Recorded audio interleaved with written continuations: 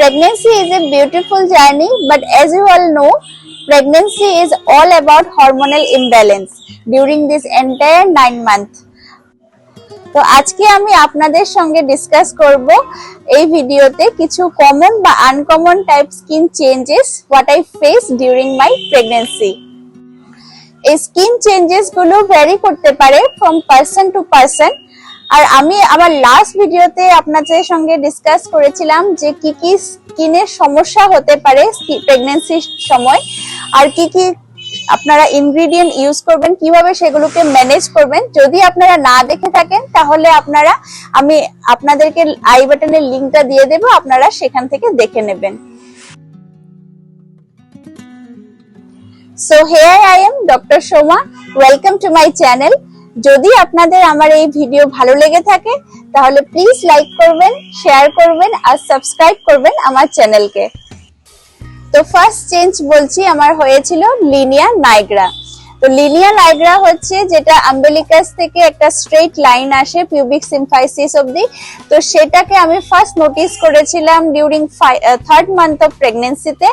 আর সেটা after pregnancy gradually এটা fade হয়ে যায়, কোনো মেডিকেশন লাগে না। আর আমারও সেটা গ্রাজুয়ালি ফেড হচ্ছে এখন। নেক্সট স্কিন চেঞ্জেস আমি ফেস করেছি হলো হাইপার পিগমেন্টেশন। হাইপার পিগমেন্টেশন হয়েছিল আমার back of the thigh and leg এরিয়াতে, আপ টু অ্যাঙ্কেল অবধি ছিল। আমি আপনাদেরকে এখানে ফটোটা দেখিয়ে দেব।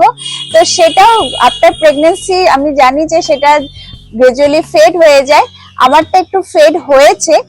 এগুলো সব হরমোনাল ইমব্যালেন্সের জন্য হয়। তো নেক্সট চেঞ্জ আমি ফেস করেছি এক্সেমা। এক্সেমা হচ্ছে একটা dry itchy inflame type of skin, যেটা আমার অ্যারাউন্ড দ্য মাউথ এখানে হয়েছিল, লিপস এরিয়াতে হয়েছিল। তো আপনাদেরকে ফটো আমি পাঠিয়ে দেব। তো সেটা হলে আপনারা কি করবেন, ময়শ্চারাইজার ইউজ করবেন এন্ড মাইল্ড স্টেরয়েড ইউজ করতে পারেন, কিন্তু কোনো মেডিকেশন নিজে থেকে ইউজ করবেন না। আপনারা অলওয়েজ ডাক্তার সুপারভিশনে আপনারা মেডিকেশন ইউজ করবেন।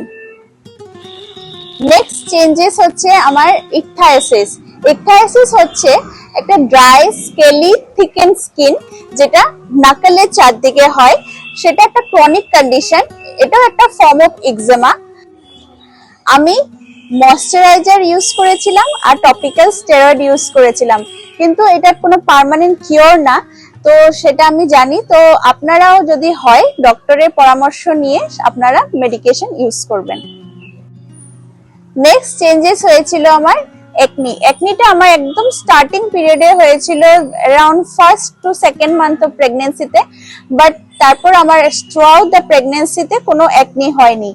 তো একনি বলুন কি অন্যান্য স্কিন চেঞ্জেস সবই হরমোনাল ইমব্যালেন্সের জন্য হয়।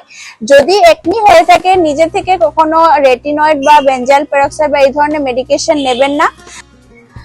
আমি ক্লিন্ডামাইসিন আর নিয়াসিনামাইড থাকা টপিক্যাল প্রিপারেশন ইউজ করেছিলাম এসওএস করে। সেরকম প্রেগন্যান্সিতে আরো অনেক ধরনের সমস্যা হয়ে থাকে স্কিনে, যেটা আপনাদের হতে পারে বা নাও হতে পারে। তো সেগুলোকে আপনারা কিভাবে প্রিভেন্ট করবেন, তো সেইটা আপনারা যদি জানতে চান তাহলে আমার লাস্ট ভিডিওটা দেখে নেবেন। তো এই বলে আমি আজকে আমার এই ভিডিও শেষ করছি। তো আপনারা ভালো থাকুন, সুস্থ থাকুন, বাই বাই।